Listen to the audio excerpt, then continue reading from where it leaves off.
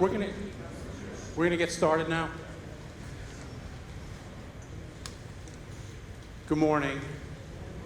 My name is Michael Pollack. I'm Managing Director of Spectrum Gaming Group, and along with the Taft law firm, we are thrilled to be sponsoring this really important session today. And I want to start with a little anecdote. Having been around this industry for more than 40 years, you kind of get to see the whole arc of gaming history, and it's been very interesting. And I want to start by saying that Maryland is not the first state to endeavor to create opportunities for minorities and small business owners to participate in gaming. It's not the first, but it has an opportunity to be the first in a very important goal, to succeed in that quest. Now, I'll give you a little bit of an anecdote of the history of some of the efforts. And that's one of the advantages of having gone back many, many years. Way back in the 1980s, the New Jersey passed a regulation that required casinos to set aside a certain amount of business for minority and women-owned businesses.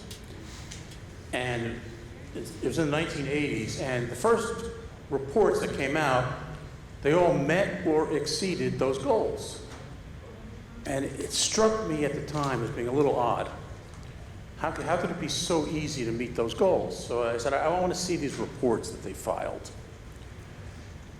And I looked at the reports as to the minority-owned businesses and the women-owned businesses that they claim to be doing business with. And lo and behold, a very familiar list out of the minority-owned businesses. Remember, this was the 1980s. Bill Cosby was at the top of the list. And Barbara Mandrell, if you remember her, she was one of the women-owned businesses. And Count Basie was there, and anyone remember Flip Wilson? These were the type of businesses. And it struck me at the time, and it was since changed, because I realized it didn't work. It arguably did not meet the letter of the law, but it absolutely did not meet the spirit. And there's been several attempts since, and I fundamentally believe that the situation in Maryland and the goal in Maryland, it's a challenge, it's difficult, it's going to require a lot of homework and a lot of realistic expectations. But fundamentally believe with all the people working on this who are committed to that goal, that it can be achieved. Now, the next speaker, in any given state, a person who is charged with helping small businesses succeed is by definition one of the most important people in that state, because achieving that goal lasts far beyond their own tenure and can last for years, and the impact can be positive for, ultimately for generations. And Maryland has one of the best. And I want to bring up Jimmy Reed, whose title is, the title doesn't do it justice, but the title is Special Secretary for the Maryland Office of Small, Minority, and Women Business Affairs. So please welcome Jimmy Reed.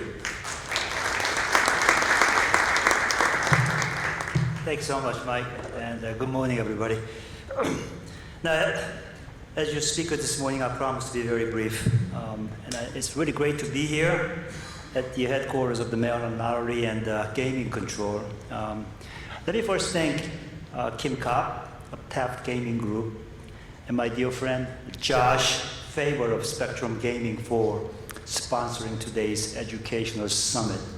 And it's so great to see the champions of small minority business space, such as Darryl Barnes and Delegate Turner, who retired, and so on. There are so many others here that I want to thank, and it's great to be here this morning and be a part.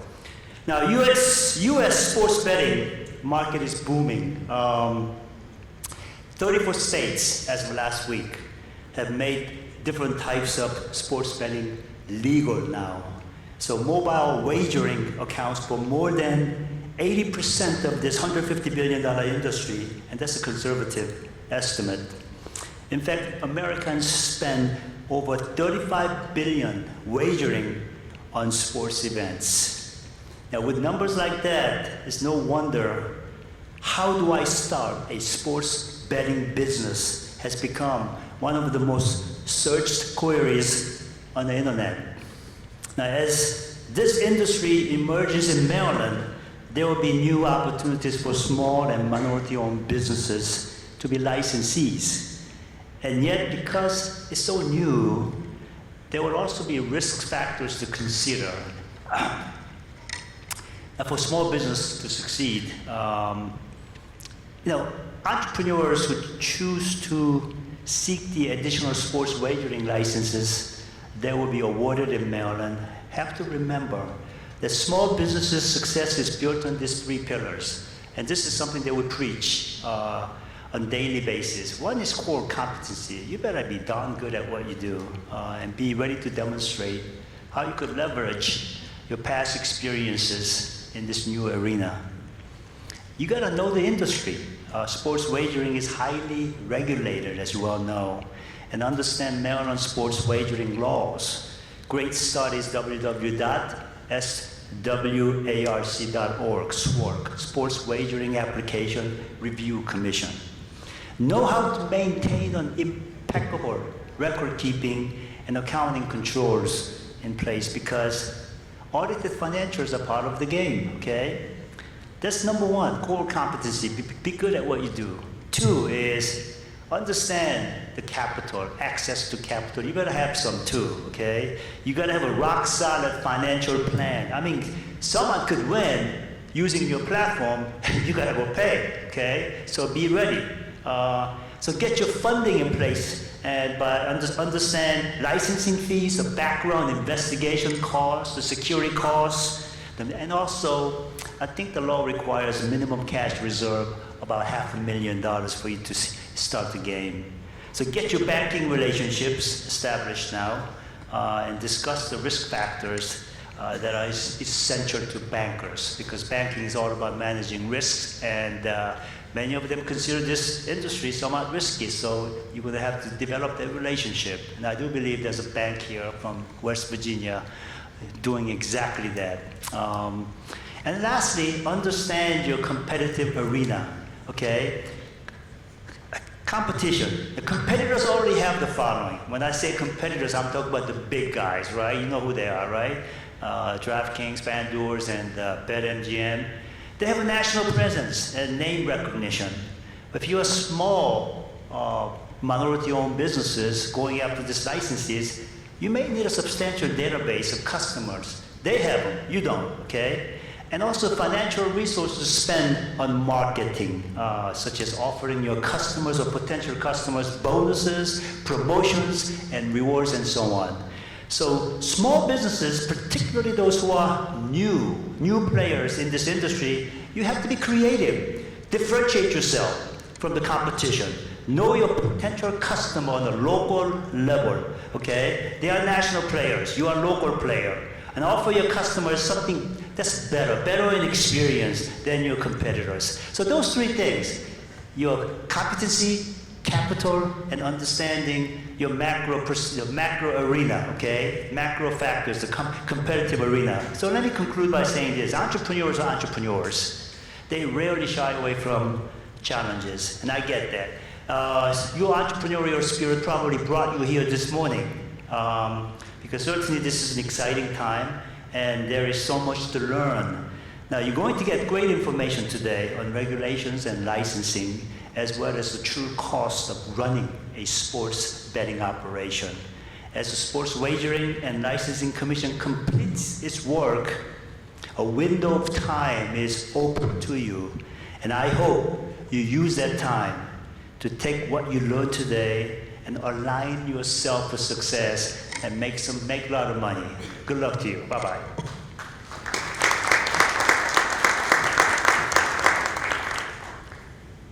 Thank you, Jimmy Reed. And I noticed a few of you were scribbling notes furiously, because that was a really important summary of the key issues that you're going to have to face, and it was a very important dose of reality.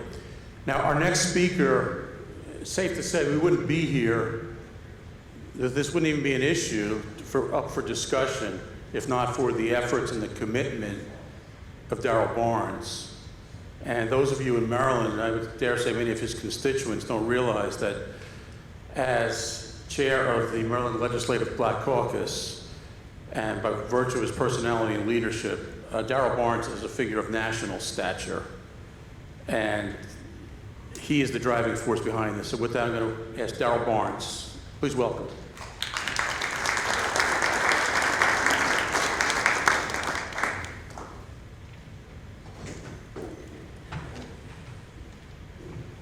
How's everybody doing?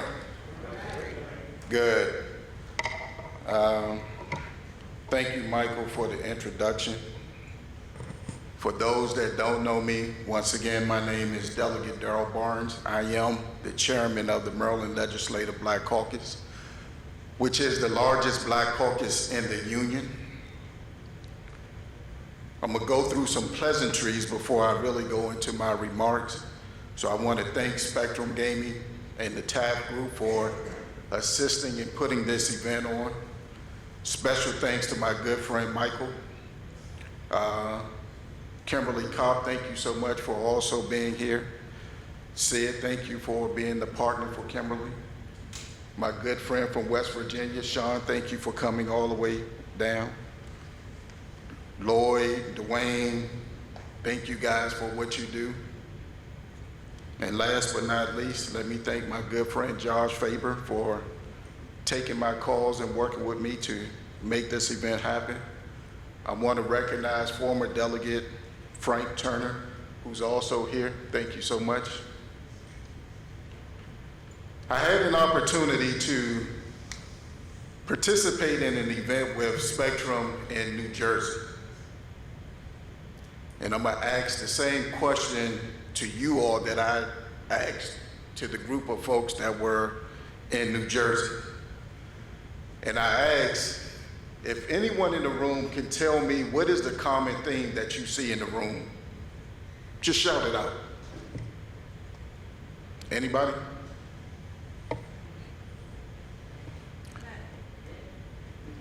The common theme in the room is that the room is full of white folks.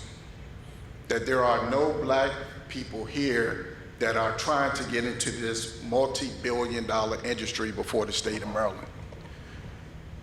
The issue that I have is that there is not enough diversity and inclusion, and yet this multi-billion-dollar industry, and especially right here in the state of Maryland. That's the problem. The reason why you all are here is to have a conversation centered around equity and inclusion and diversity. And how do we now put more people of color into the room and into the equation when we start talking about sports betting, sports wagering? How do we now have conversations on structuring deals and opportunities that include minorities to also have a seat at the table? Because I'm gonna tell you, if those conversations are not being had, and if those deals are not being had, then those deals are not going to happen here in the state of Maryland. So I would suggest, advise, gently nudge that you all should really think about how do you diversify what you are doing and putting together your offering that includes minority participation. And I'm not sure how many of you all came to the first event that we did at Maryland Live, where I think we had a little over 200 persons show up, which was Sports Betting 101. This one today is really geared about the regulation aspect and the financial wherewithal that you need in order to get into this industry. And to also talk about the next steps and rolling out for Class B licenses, and more importantly for a lot of you all, the Class C, which is the mobile licenses. It is my hope, my desire, with the SWART as well as Maryland Lottery, that we roll out the Class C licenses at the same time that Class Bs and minorities also have equal footing. Because if we don't have equal footing, then I do not want to monopolize the industry where one group is having an advantage or a couple of steps ahead of everyone else. So I think this is a golden opportunity that the state is presenting. I think this is a golden opportunity for you all that want to get into this industry to take advantage of. I would ask that you take as many notes as you possibly can, ask as many questions as you possibly can, because the panels that we have assembled are leading experts in these industries that I do believe will be beneficial for you all as you take the next steps in trying to put together your application and moving in a direction that will be beneficial.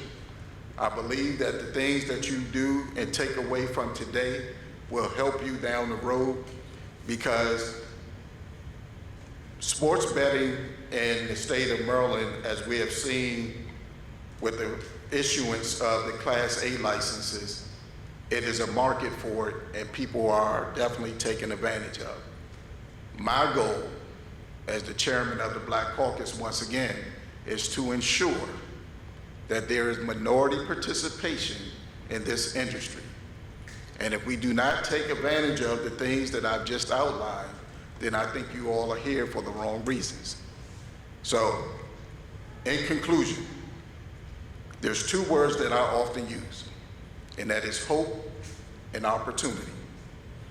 All of you all are hoping that you can get a license, and all of you all are hoping that you all can ride in the sunset with a boatload of money trailing behind you. But what you're left without is the opportunity.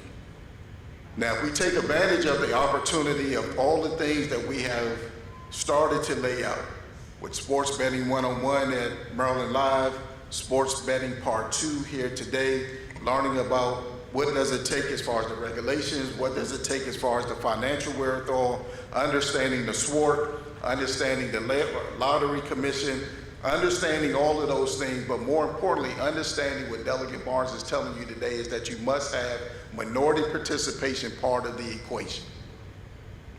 And I think if you take advantage of the O, then I do believe that we will create more millionaires in the state of Maryland than any other state. I do believe that we would do it right better than any other state in the union, because we are being as methodical as we possibly can, and we are being as deliberate as we possibly can to ensure that if we want things to reflect what the state of Maryland looks like, then we want to show the true diversity in which we are trying to put together.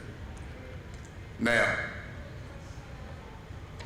I want to recognize the only true minority that received a license for the Class A's is here, the riverboat. And I would say that those that are participating in that industry with the riverboat in Charles County, then let's use them as the model in which we want to duplicate that throughout the state of Maryland. So have fun, enjoy, learn a lot, ask as many questions as you can. I am here, as always, along with my colleagues, as a bridge of resources, but at the end of the day, let's get it done. Thank you guys so much.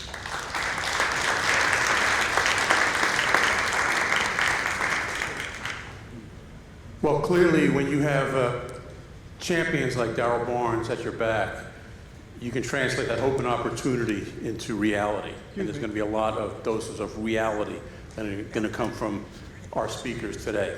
And I want to give a shout out to SWARC for the challenge that they've taken on, but also for the fact that they've hired as their consultant the Taft Law Group, which, and I'll be honest with you, we're very proud to have our logo next to theirs, because they're one of the top law firms in the world, and their gaming practice is without peer. So with that, I'm going to introduce Kim Kopp, who's the co-chair of Taft Law's gaming practice. I really don't need a mic because I'm loud, but I'm going to use these stairs so I don't have to walk. So good morning, everyone. My name is Kim Kopp. As the nice introduction, I'm a lawyer at Taft, Stettinius and Hollister. We are working as consultants to the SWARC in helping them get through this process of issuing the sports wagering licenses. I know we're anxious to get to the panels, and so am I, because I think we're going to hear some very valuable information. But I'd like to take just a few minutes to kind of do more of just to set the stage for what you're going to hear about and make sure that we're all clear of the licenses we're talking about today. Because generally, Maryland sports wagering licenses can be divided into two simple categories. I know it's much more complicated when you read the statute, but hopefully I'll have this down to a level that we can all talk conversantly about the licenses. First, of course, is what we call the mobile licenses, and they're exactly what you think.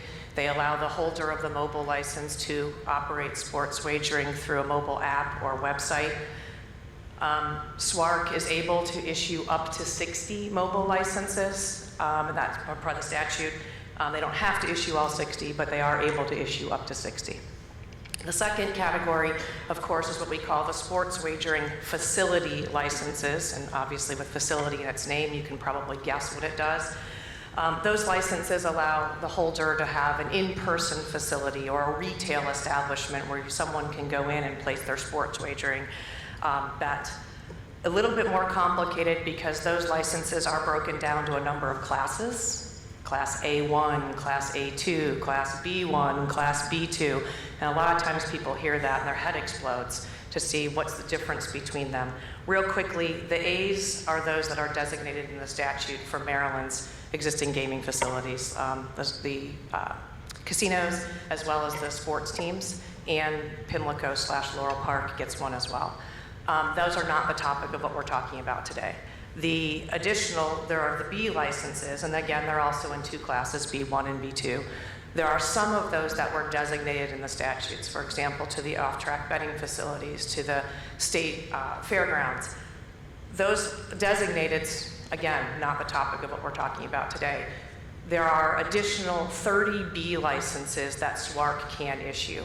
So those are the licenses we'll be talking about. I call them the additional Bs, for lack of a better term, and the mobiles is what SWARC will be able to issue. So we've got up to 60 mobiles and up to 30 in-person wagering facilities, or wagering licenses. So that's why I want to first set that stage, because I know it does get somewhat confusing. The second thing I'd like to also say is there's also been some confusion about the role of SWARC and what it does, and the role of the Maryland Lottery and Gaming Control Commission, with that nice long name, which I'm always afraid I'm going to say wrong, but nonetheless, it's important that the two of them do in fact work together to ultimately issue these licenses, but they do have distinct roles. So quickly, I'd like to just describe those roles because I think it'll help when you hear some of the panelists. SWARC is tasked with establishing a competitive bidding process for these Class B licenses and the mobile licenses, and establishing the criteria of which it will select the awardees of these licenses. It also will ultimately award the licenses, and that's where its role stops. The commission, on the other hand, is responsible for thoroughly vetting all of the licensees, and those background checks are very comprehensive. So that's their job is to vet everyone the same way that they do the casino licensees. So it's pretty strenuous. The second is they actually will be the one to issue the license. So SWARC will pick the awardee. Then there's a vetting process. Assuming the vetting process works out okay, then they would issue the license.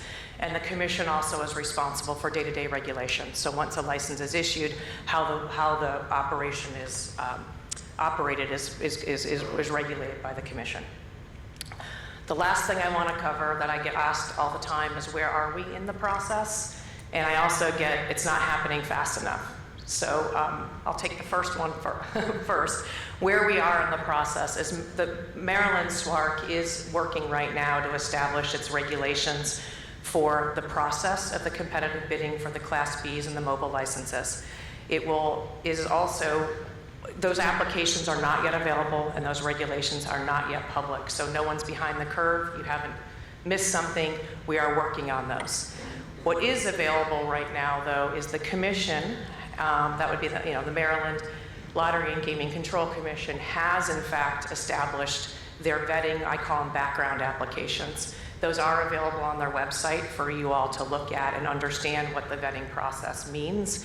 It's very intrusive if you haven't gone through it. That's not a fault of Maryland. It's the same in many states.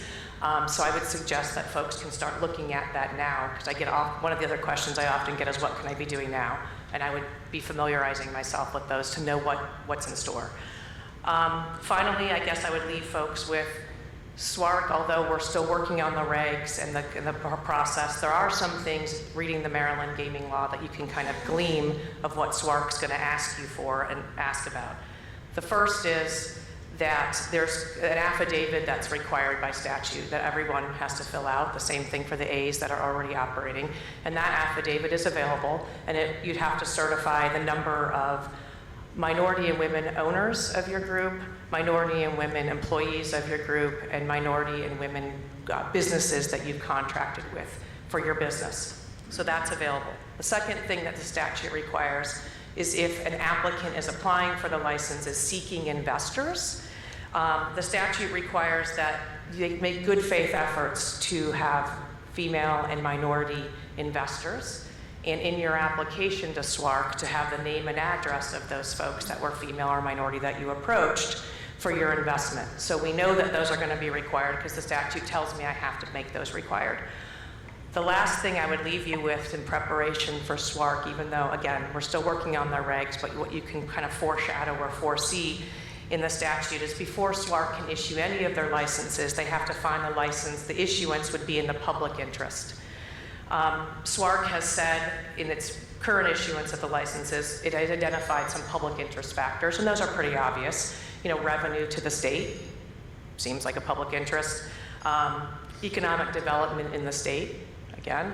And the third that they've already identified is the ability to regulate a previously unregulated black market of sports wagering.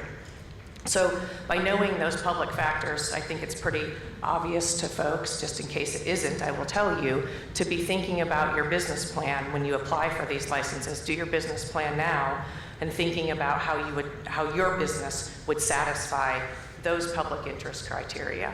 So without further ado, I know no one wants to hear the lawyer speak because that's kind of not what you're here for.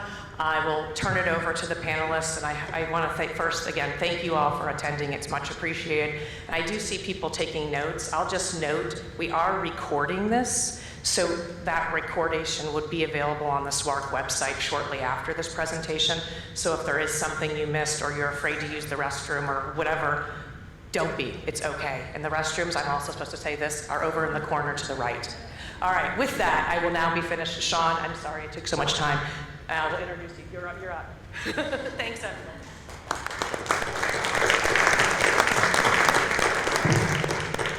Those lawyers, long-winded.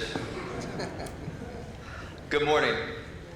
Happy to be here with you all. A lot of familiar faces out here and some new faces, which is great for the gaming industry in Maryland. My name is Sean Fluharty. I'm Vice President of the National Council of Legislators from Gaming States. I'm also the Minority Whip in the West Virginia House of Delegates, neighboring state here of Maryland, and practice law with the law firm Borders and Borders. So I'm not going to be as long-winded and lawyer talk as we can. We're going to try to have a casual conversation to really educate everyone here about the next steps here in Maryland, what it's going to look like. And we have a great list of panelists. I would say we're doing reverse order because are we live? We good? We're not doing the best last, we're doing the best first. That's my argument for this panel. And we have some great people up here. We have Johnny Grooms down here, Director of East Coast Retail Sportsbooks Operations with BetMGM. We have Paul Hannon, Senior Vice President, Corporate Development with PointsBet USA. And Tori Key, Business Development Project Leader with Ellis. And I think what we'll start with is with Tori. And Tori, give a background of the turnkey solutions that you're able to provide so that those in the audience can have an idea of what they're looking like in the years ahead. Yeah, thank you, Sean. And if everybody can hear me, as you just mentioned, I'm business development for Ellis Game Technology here in the U.S. And so as Sean just mentioned, we're a B2B white label solution. So if you just go across the bridge or go across state lines to Washington, D.C., we actually opened up the first ever Class B location in Grand Central Sportsbook in Adams Morgan. So we always would implore anybody who's interested in understanding what that business model looks like. You can just go right into D.C. and actually see it live in action. So really what we do is we provide a turnkey solution that allows you to have your own look and feel and branded sportsbook. So when we say turnkey, we mean from basically start to finish. So we help you with the application process. We have the partnerships in place to provide you the hardware. Obviously, we provide software, but also on top of that, Maryland will give you minimum internal control standards, where this will be a process that you have to have in place for your sports book. So when you start thinking about cash handling, how the whole business operation will be run and so on, we actually build that whole process for you. So we have a full-on compliance team that does that, as well as another internal team that handles it as well. So really, we're running the book from the back end.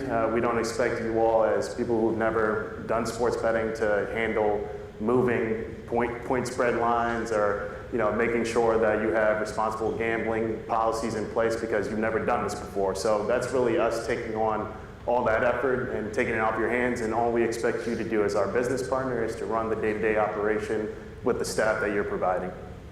So we're talking primarily today about the Class B sport wagering licenses are going to be available, and you talk about the business relationship you'll have.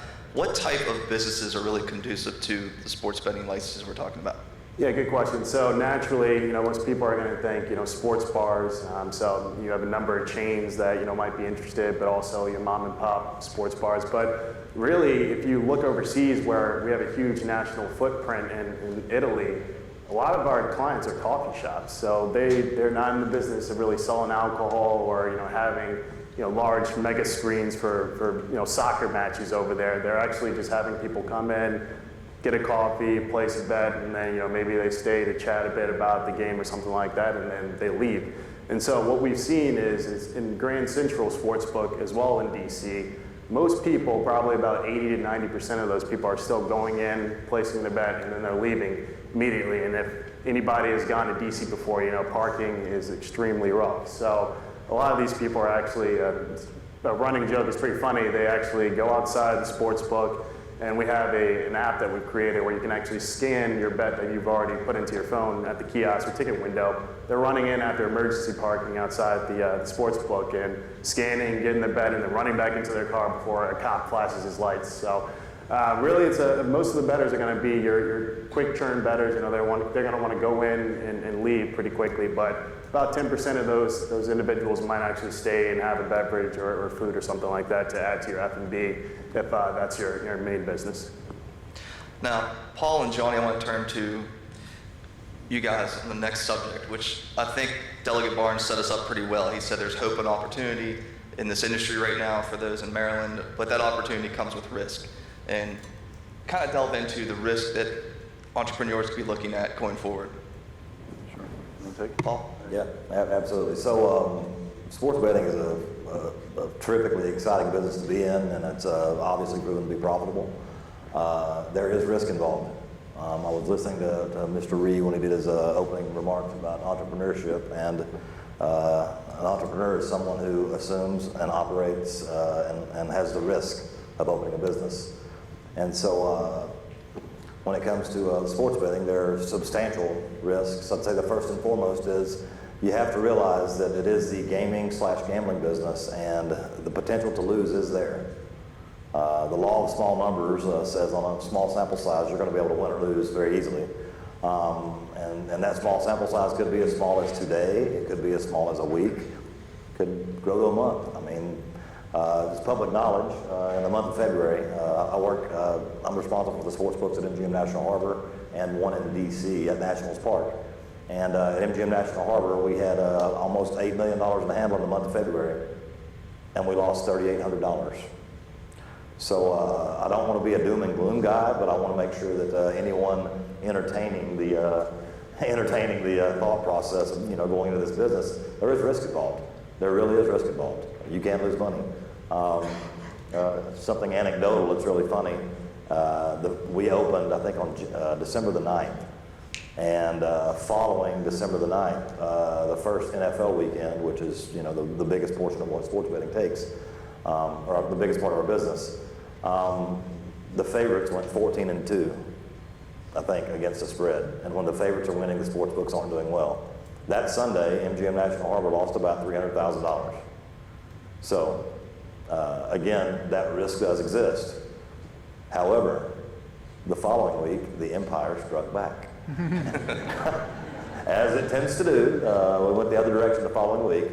I want to make sure that, I want to welcome anyone who wants to get involved in the business. I've been in the business, the gaming industry, for about 20 years now. I've been specifically in sports betting for just about a year now. And it's incredibly exciting, and it's also very self-serving for me to be able to walk into work every day and watch sports as part of my job. It's like the greatest thing ever.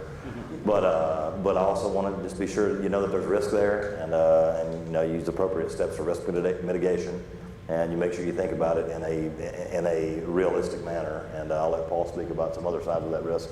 Thanks, Johnny. Great to be with everybody today. I think speaking about the appetite for risk, if you're able to get over that hurdle, startup capital to get into this business, I think is very important. Year one, if you're going into this business in isolation as a small business, once you consider license fees, the cost to set up a surveillance package, network infrastructure, year one of working capital, you're looking at 700, and this is with not much margin for error, and also not taking into consideration any venue build out or construction costs or enhancements that way. $750,000 ballpark. That's what you need year one just to get started. And the business really does take 12, 18 months to ramp up as well. So it's not plugging in a machine and making a whole bunch of money. There's a lot of startup ramp up that needs to be done, employee training, different things that require real investment. Jimmy touched on competence. I think it's really important for small businesses that want to go into this space to go in eyes wide open and very self-aware of where you are at as a business, and that competence factor. PointsBet, we're very, very lucky to be partnered with the Riverboat on the Potomac in Maryland. It's a great small business, and we look at the Riverboat as a potential starting point for something much larger in the state of Maryland. And I think, when small businesses want to think about getting into the space, again, achieving that scale is difficult. And there has to be willing suppliers and operators on the other side to help small businesses get there. We obviously were that for the Riverboat. I actually think in time, the Riverboat could be that for other small businesses. I think borrowing that scale from operators is important. Borrowing that expertise and knowledge is important. And really understanding the costs is very important. So, Paul, building from that, you mentioned the word expertise. Now we have business owners out here that they're probably not experts yet on sports betting. I've been in it for years, but if you look at my slips, I'm definitely not an expert on sports betting. Yep. But how can one who's looking to get into the industry acquire the expertise needed to be successful?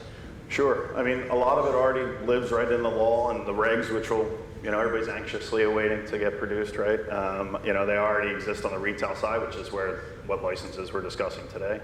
I think being resourceful in that sense, this is the most covered industry from a gaming perspective in the US, maybe in history.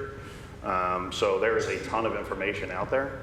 Partnering with an operator or supplier that is willing to partner in that way is definitely a great way to kind of hack that knowledge gap.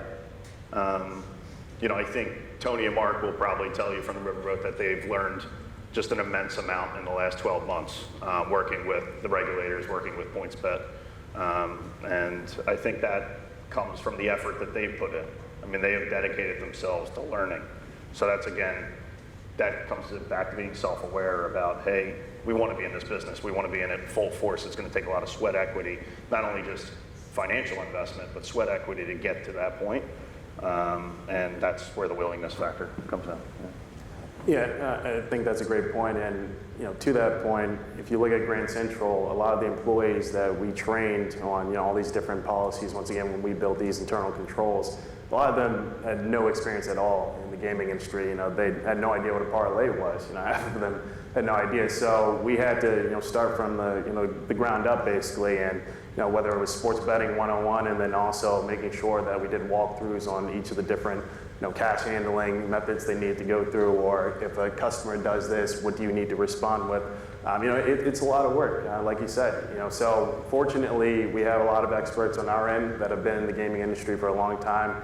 Guys that were running books in Vegas, before sports betting was huge. It was just basically out of Vegas. So we've taken their expertise and we've been able to really create a scalable model where if we have a group that wants to have, let's say, 10 locations and they want to have all their staff be trained and educated on it and be able to go live by a certain point, we feel confident that we can make competent employees out of the people that you hire.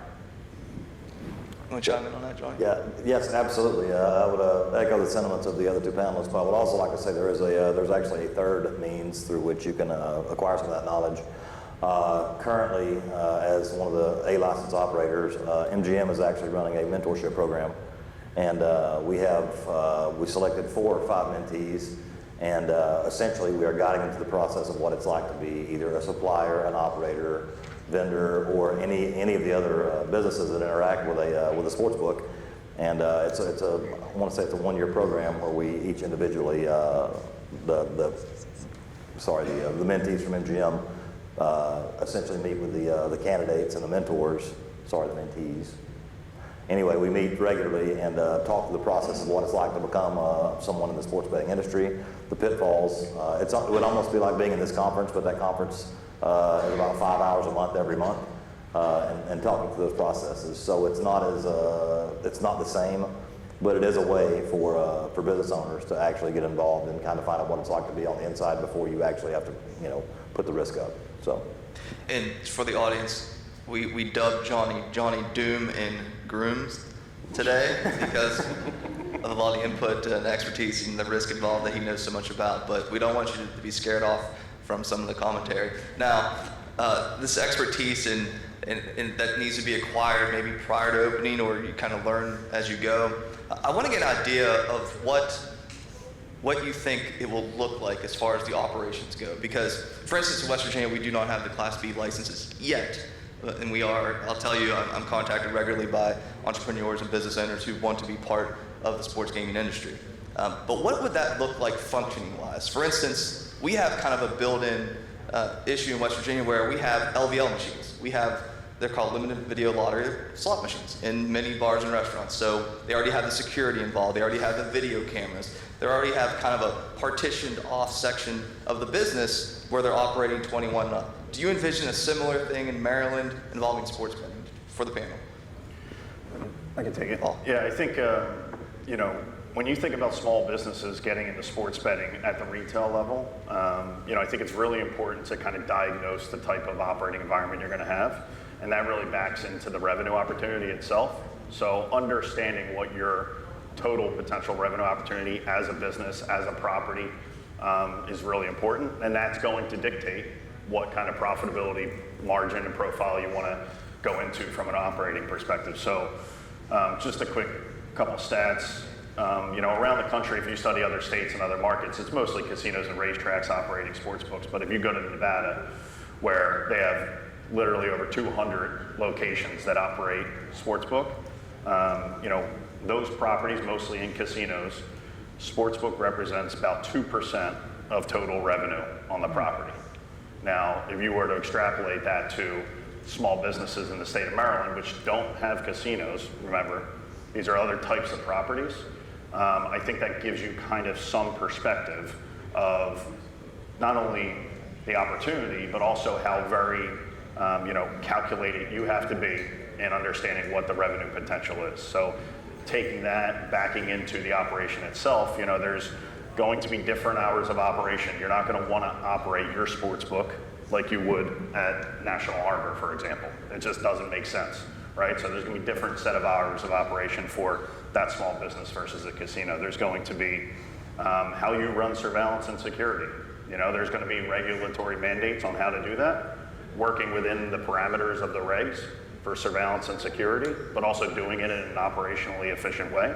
That's another important calculation as it relates to that. But I think really tailoring your business for the revenue opportunity is really an important way to look at it. So I think for most small businesses in the state of Maryland, this opportunity from a revenue perspective is likely going to be in the hundreds of thousands of dollars a year, not in the millions. There will be certain businesses and properties and stadiums that have an opportunity to do millions of dollars of revenue a year, but I think they're more likely going to be the outliers than the norm. Yeah, and just to add to that point, because that's a great thing to mention, really you need to manage your expectations. So as you just mentioned, you're probably looking at a few $100,000 in extra revenue, but when you start looking at maybe you want multiple locations, that could be your multiplier, but also, what does that number look like 4 years or 5 years from now? So when you have, let's say, a coffee shop or a small bar that's doing $1 million in revenue typically on average a year, and if you can add another $1 million on top of that in 4 years, a lot of people are going to be happy with that, but that ultimately comes down to what your appetite is. If you want to have millions of dollars in revenue, it may not be the opportunity that you're expecting. On the subject of cost, can we get into the difference involved of operating a mobile sports book, the cost involved versus your traditional brick and mortar? John, you probably would be the expert on this, or at least would have some doom and gloom input. I do have quite a bit. I do have quite a bit of insight. I would tell you that the costs, the ongoing and operating costs for a retail model is pretty substantial. The labor, taxes, there's multiple taxes are notwithstanding. They're going to be on both platforms, but labor is going to be obviously an issue. Where you've got a labor-intensive model. If you're opening a book like National Harbor, you'd have to have management personnel, hourly personnel to run the book. You have to have people that essentially pull and count the money. Whereas on the digital side, it's a little more streamlined. You don't have to have someone there to physically take a bet. There are IT and tech costs, data servers. The startup costs for retail are a little more expensive, and the ongoing costs for retail are certainly more expensive just based on the labor factor. So, can I just follow up on that? I think, it is important to, again, understand that these businesses, although the similar product, and at the end of the day, the wager is the same on a sports bet on mobile as it is in retail, these are two very different businesses. And the scale and the size of the difference of these businesses are very different. So, and I think on the surface, everybody kind of understands that, but I wouldn't get distracted by the idea that the larger sports betting companies are running commercials and you see Jamie Foxx and Drew Brees on commercials all the time. That really, as it relates to, Class B licenses in the state of Maryland, is a distraction. I mean, that is not the business you're getting into. I think that, and there may be a desire and an ambition to be in that business someday, but I think the reality of that is very, very, I think, kind of counterintuitive. If this is about minority participation, which Delegate Barnes made that very clear it is, then, I think understanding the retail opportunity at that ground level is really important, and that's, I think, ultimately the goal is to get participation here. So. What advice would you give anybody on the panel acquiring the license? So you have to position yourself, go through the regs, and that's where Kimberly comes in on a lot of this. What advice would you give to somebody who is in the audience and they want to get involved in the sports gaming industry, and from day one, you got to get that license, right? You don't have a license, you don't have anything. What advice would you give to somebody looking to acquire a license and so they can properly be vetted and be prepared to acquire one? Sure. Who do you want to take that? Me? I think have your books and personal history in order, as our partners at the Riverboat know now very well. I think, getting licensed in the gaming environment is pretty heavy duty as far as, diligence and background checks are concerned. Depending on the state, they're going to go back 10 years on your personal financial history. This is just a regular level of scrutiny. Some states are more, they dig deeper than others, but I'd say that is by far, if you can't check that box comfortably and willingly, then this isn't the right business for you. If you are willing to do that, then, and are prepared to go ahead and, maybe even pay some assistance, some lawyers to help you get there, then, that checks the willingness box factor, because that is a requirement of this business. It's regulated gaming is just that. It's very, very regulated, and for a good reason. And yeah. So. Tori, anything to add to that? Yeah, I mean, just to that point, you're basically running a bank to a certain degree. So anytime you have that many different kinds of financial transactions happening on a daily basis, you're going to be under a lot of scrutiny. So as you mentioned, when you're going through the application process, you have to realize that they're going to look deep and deep into your history that you're probably not even going to remember. They ask for financial statements from when you probably weren't even making $1. So just keep that in mind as you just mentioned. But to that point. We, as a supplier in this space, we kind of work with our partners to make sure that before they even apply, we go through that process with them to make sure they're good to go before you waste your time, basically. Johnny, do you have anything positive to say about acquiring? Wah, wah. No, actually I do. I'm a big fan of realism, and I want you guys to know that if you're looking at going into this space, number one, I would echo the comments of both these gentlemen up here. First and foremost, the gaming industry is very heavily regulated, plain and simple. And if you can't fade the background checks and all the scrutiny, then this is not the industry for you. The second thing I would tell you is that I think there's usually a gap of understanding from people who are not in the gaming industry to those who are, to understand how the level of gravity that gaming commissions and regulators view everything that you do in your business. Everything from how you partition the under 21 to the over 21 sections, to how you handle your responsible gaming, to how you handle your Title 31 and money laundering stuff. There are a lot of steps in there you don't think about. What I would say is really do your homework. Really dig in and really see if this is for you. Because if you think it is and you get involved, you're really going to love it. It's a great business.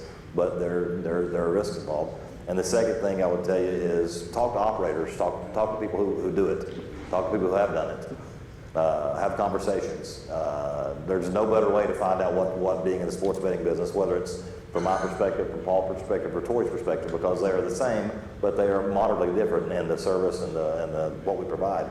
Talk to each one of the, some guys from each one of those areas and see if it's really for you. Because you'll get candid opinions, and you may find out that it's something you really, really want to embrace, and you may find out that it's maybe something you don't want to. So, was that positive or?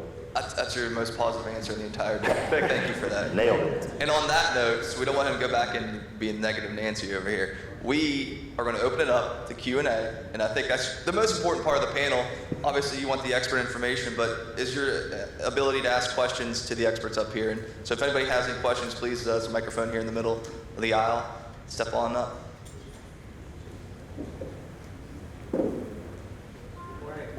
Morning. Morning. Morning. Can you hear me okay? Yep. All right, so I've been to the BetMGM in DC and the Grand. So I was very impressed with the operations. I placed a few bets, and I agree with what Tori said. A lot of people don't hang around for a drink or have a hamburger or anything, but it seemed like it did bring foot traffic. So the question I had is, if you start an operation, let's say you're running a gambling operation that's white label, as you say, and there's a Baltimore Ravens game versus Dallas, okay? Yeah. And there's a heavy betting on the Ravens, as you would expect in this area. How does the operation lay off the risk of, a preponderance of Ravens bets? How do you do that in practice for a smaller operation? Yeah, good question. So that's a part of our trading services. So once again, these individuals have been doing this for 30 plus years. And so that's actually something that we had to encounter at Grand Central. So Grand Central is a huge Bills bar. Okay. So it doesn't help that the Bills are a great football team right now. So of course, we were worried that a lot of people might be taking a lot of bets on the Bills cover the spread or money lines or whatsoever. So we have the ability to, of course, move the lines, change the prices based off of what kind of action we're seeing. That's always going to be an option no matter what game it is, and we keep that in consideration. So if we're seeing you're getting a lot of action on the Ravens side and we need to hedge per se, we certainly move the lines and the pricing to adjust accordingly. But is that just at the physical operation, it's that one operation, it can't lay off, like reinsure the betting somewhere else? Can it do that? No, so it'd be particular to your operation. Okay. Yeah. And so also keep in mind, we don't have to accept every bet we're taking as well. So if a guy comes in and says, I want 100,000 on the Ravens, we don't have to accept that. And last question, I don't want to monopolize, but I think there's a separate answer for you too. Oh, okay, I'm Yeah. sorry, Johnny, go ahead. So the opposite side of that would be a large organization that has a shared risk pool. We have, BetMGM has a shared risk pool, so everything is the same across the country. We set a line here and we know we're going to get X amount of action on that line. And then whatever happens all the way across the country may move the line one way or the other. But we understand being here, what's going to happen, just like, the Vegas Golden Knights in hockey. Obviously, they're going to get heavy action on Vegas out there. We're not going to see much of that action, and if we do, it's going to go in a different direction. So it's all about moving the line. So you would, if you got some operation in Nebraska, you can lay it off or balance it out with an operation in New York or something? Well, we don't necessarily lay it off. We don't, yeah, they just take it. So it's, We take the action. the larger organizations will just look at it as a global risk pool. So that, and most laws or regs in different states allow for global risk management in that way. I guess what you're suggesting is a smaller venue doesn't want the exposure of one single game, the Ravens. Can you lay that off with another book? I'd have to check with my team over there to see if that's permitted in Maryland. I imagine it is. And, you could lay off a game. You could edge, yeah, it is. It is, yeah, so. No, I also bet on horse races from time to time. I know there's a global or a national organization that regulates and searches out suspicious betting. Is there something like that at the national level for sports betting? So for us, we have, it's called SAR, S-A-R, suspicious activity reporting. So we train our employees on anything that might seem suspicious. And of course, on the retail side, we get in cash transactions. Mainly, we're not doing mobile at Grand Central currently. So they are able to identify any kind of transactions that may be suspicious and document those. But is that national? Does that cover all? That'll be across all of our books, but it's just through our organization. There's no national organization that we're referring to. Each company monitors Yeah. it separately. All right. Yeah. Okay, thanks a lot, fellas. Yeah, good questions. Thank you. Hi, my name is Nick Kennedy from SWX Technologies. I think you've done a good job of laying out some of the risks. Since this panel is about the cost of running a sports book, I'd like for you guys to speak to a little bit about the business side of things. The theoretical margins on sports betting is 4.55%, right? Minus 110 on both sides. Obviously, it's much higher with the other types of bets that you accept and, parlays and money lines, it goes up. But those are pretty low margins, especially for some of the small businesses who actually are going to be competing against you, right? Because you're going to be operating in this space as individual operators. Can you speak to the business side of things? You mentioned, Tori, about the business model that you guys have in place. Can you speak to that a little bit about how it can be profitable for a small business? Because at the end of the day, this is a volume business. And you guys are eating up a lot of the volume, and essentially you guys have very high customer acquisition costs right now. How does a small business in Maryland or one of these jurisdictions compete in that market with such small margins? Yeah, I guess I'll start. So at Grand Central right now, we're holding roughly around 10 to 12% on average as far as our margins. So with that being said, of course, we need a lot of handle. Like you said, it's a volume business. So what we've seen from Grand Central or any small business, kind of moving forward, is you're going to attract the guys that are, of course, close to you. So it's about accessibility.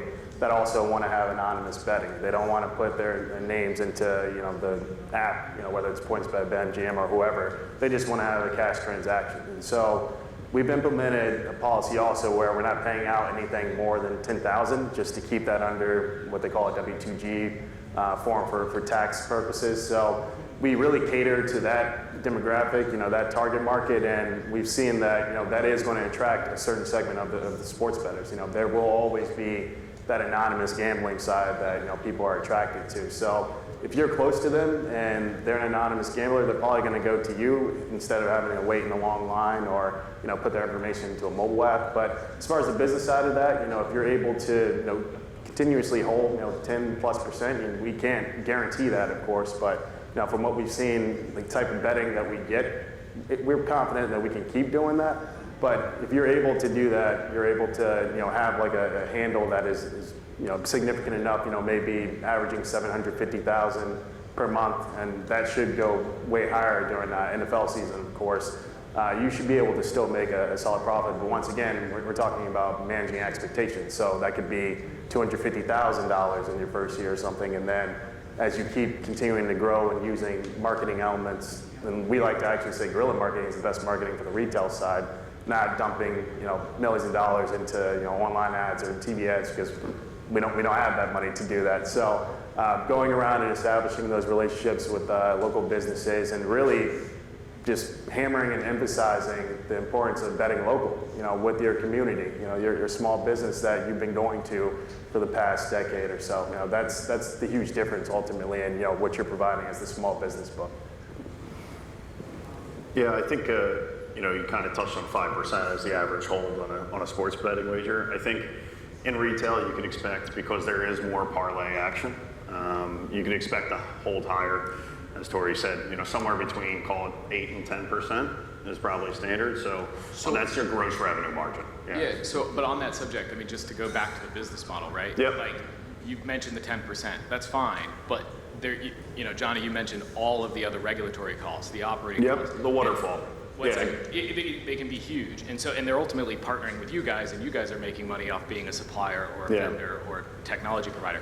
Can you speak to? Absolutely, yeah. I think it's really important to bifurcate mobile and retail again. So if you're just looking purely at retail, and I actually think the ideal relationship partnership for a small business looking to participate on the mobile side is through a revenue sharing agreement with an operator. And is that how most of your agreements are? That's how our agreement works with the riverboat. I think that's a great way for minority participation to take place in the state. But I do think that, talk about the waterfall a little bit and operating margins. If you're holding 8 to 10% on even a net revenue basis, because promotions on the retail side really don't exist for the most part on sportsbook, or they shouldn't. If you want to go into a business that has really strong existing foot traffic, ambitiously you could probably break even in year one in a retail business as it ramps up. Ambitiously. I think, maybe you're losing 5%, in year one. But by year two, you should be more than break even for sure if you're operating the business efficiently and getting somewhere between a 5 and 10% margin. And then from there it expands. And like in any retail startup business, you're going to see, increased margins over time. But I wouldn't expect an operating margin over time of anywhere north of 25% in this business. No. Yeah, I think that's really achieving scale. Yeah. Yeah, thank you. Appreciate and also just for the staff costs as well on top of that, you should probably expect, at least from what we've seen Maryland might put out as far as minimum internal control standards, you're probably expecting around $300K annually for staff costs if you can't leverage your current employees. So, Appreciate I think one of the unique things that I asked my team about this morning, that Maryland seems to be allowing, and I hope I'm speaking in turn correctly here because this is the updated guidance I got, but kiosk-only operations may be permitted, and that would go a long way to supporting a more leaner labor model and obviously more leaner operational profile. So, yeah, just to echo the sentiments there again, if we take 20,000 bets in any given month, or 100,000 bets in a given month, probably 85,000 of those bets are on a kiosk. So that's one of the ways for an operator who doesn't want to take that big risk. Typically your kiosk bets are smaller than your window bets. And so for an operator who doesn't want to take that super large risk, a kiosk only operation is probably a great idea. It minimizes cost quite a bit. So appreciate it. Thank you. You got it. Thank you. Thank you. I know we're about out of time, but we probably have one more question available.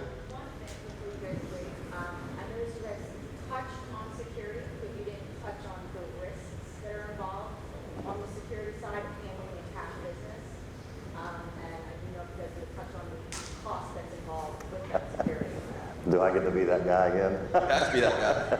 Yeah. Again, with small businesses, you are assuming a very, law enforcement risk. Yeah.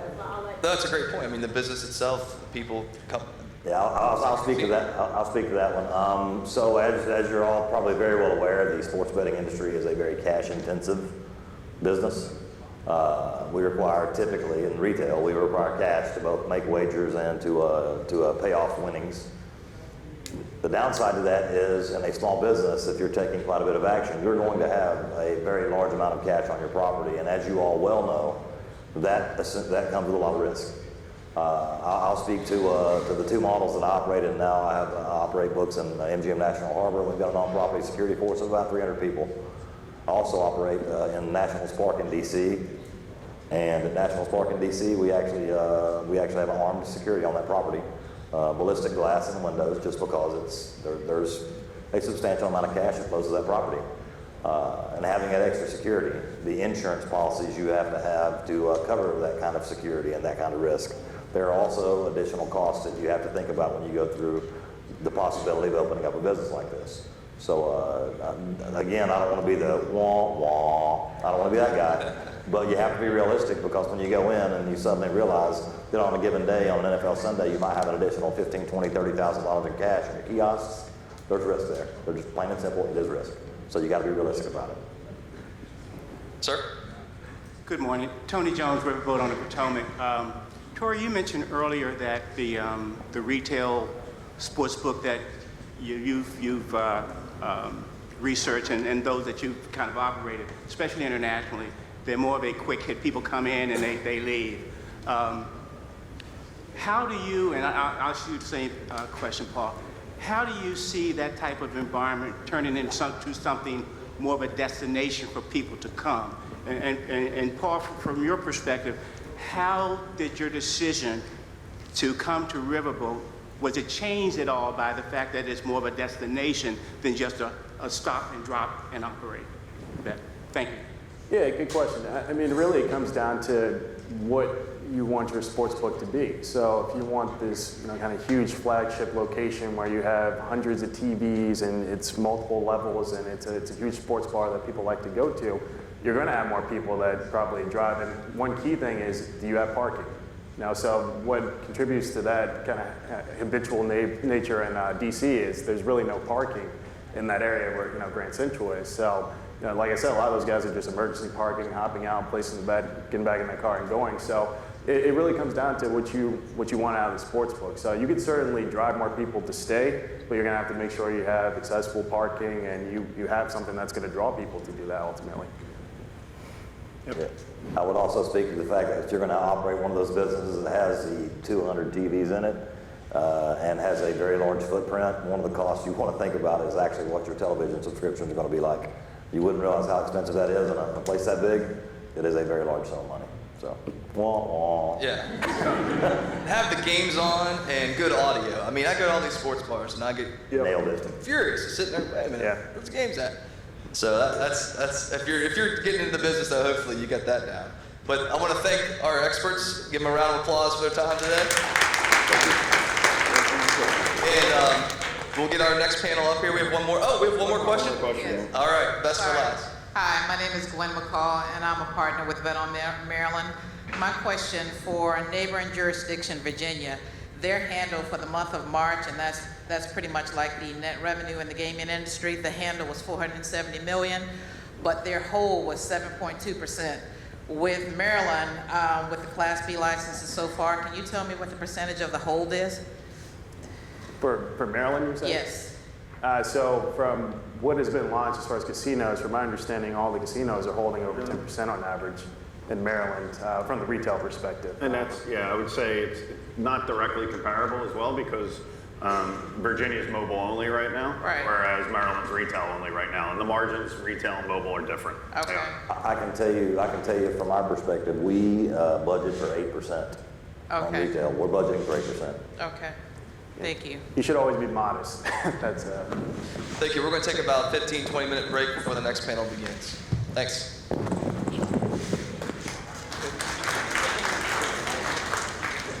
So please take your seats.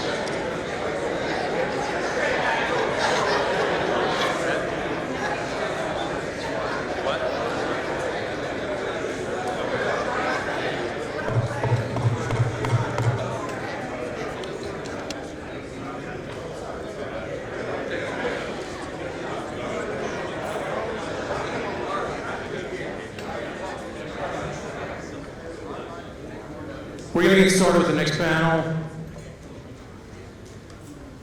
And I just want to, before we do, I just want to reiterate that this is being taped. And so any questions, please use the floor mic. And we had some extraordinary insights this morning, and they're going to continue right now.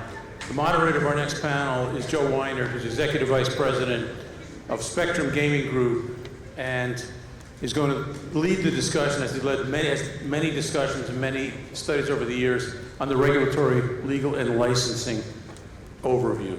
Joe? Well, thank you, and good morning, everybody. I feel like I'm following the Rolling Stones as they were the warm-up band for this panel. That was an outstanding panel that really got into some of the costs and realities of running a retail sports book. So now that you understand some of the financial risk and facility aspects of it, there's that little issue of having to get licensed. And I know what you're thinking, oh geez, I got busted for underage drinking back in college. One time I got wasted and they busted me for peeing in public. Second, it disqualified me from getting a sports wagering license in Maryland. Well, fortunately, we have 4 experts here to help us weed through that and so much more, as this is a highly complex industry, as you well know. The investigations are more in-depth than most people have ever gone through. So we have 3 attorneys and a banker to help us talk about some of the issues to go through this process. We have Rich Brower, who's Senior VP of FinTech Sales and Market Development for MVB Bank. Sarah Delsheim, an associate with IFRA Law, which is based in Washington, D.C. Lloyd Levinson, partner in Cooper Levinson, which is based in Atlantic City. And Rob Rubin, who's a partner and team lead for the gaming industry group with Dwayne Morris, and he is based here in Baltimore. So, Rob, I'll start with you. Sure. If I'm going to own, operate, or have an economic interest in a retail sports wagering business, what documents, especially what documents that might take some time to find or get, should I be compiling right now? Sure. A lot of these you may not think about, so it's good to note them now. You're going to need 5 years of your state and federal tax returns. You're going to need your birth certificate, your high school diploma, your social security card. And if you've lost your social security card, particularly during COVID, that's a long lead item to get it replaced because there's not a whole lot of staff with the folks who reissue those. Partnership agreements, your address from the last, all the way back until from the time you were 18 years old, every address at which you have lived. And just a quick tip on that, make sure when you're putting that list together that there's no gap in time. If there's a gap, the investigators, who are for the most part all retired or former law enforcement, they're going to assume that during that period you were incarcerated. So you do not wish to have a gap in your list of addresses. 5 years, that's a lot. I imagine most people don't have all of their records in that time. Even the IRS says, unless you're reporting a special situation, you only have to keep for 3 years. How do you go about getting these? Or do you just have to really do a lot of legwork to make sure you have them? You do, and particularly your tax returns. It's not just your federal returns, it's any and all states in which you file. Hopefully you have kept good records at home, or you are close enough friends with your accountant that they'll dig them up for you. Sarah, are the investigators likely to cut you any slack if you're missing something? No. And they'll know immediately. They'll do full background investigation also, like you said. So if there's something that you didn't note on there, even, public intoxication, they'll come back and they'll say, we found this, why didn't you disclose it? And then you have to do the embarrassing thing of, being like, oh, I didn't think that was what you meant. They mean everything when they say it. Lloyd, is that likely to hurt you whether you overlooked it or you purposely omitted it, is that likely to hurt your chances of getting licensed? I tell every client over the many years that I've been doing this that no matter what you did, no matter how long ago you did it, you have to reveal it, because the failure to reveal it will be much worse than the penalty for what you did. So say for example, you got arrested in college or after or 20 years ago or 40 years ago, whatever it is, and it was public intoxication or something like that, and you got overnight in jail and you're embarrassed about it, you don't want anybody to know about it, it happened in the state of Washington and you're applying in Maryland, and you're hoping that nobody will ever find it. if they find it, they will hold that against you because they will utilize the phrase, false in one, false in all, meaning that there'll be an inference that you failed to reveal this. What else is in your background that you failed to reveal that we as the investigative body didn't find? So never, ever file an application, and don't expect to be able to use the excuse, well, I didn't think you meant that you wanted to know something that happened this long ago, or you wanted to know something that happened in another state, or whatever. Make it absolutely purposeful that you put everything down in that application. We as lawyers can work with most whatever you did in your life. What is very difficult to work with is why you didn't put it down. Let me follow up on that with something that's very Maryland specific, and that is the word arrest. When you think of arrest, you think about the police slapping cuffs on you, putting you in a cell. The question that will be asked on the application is far broader than that.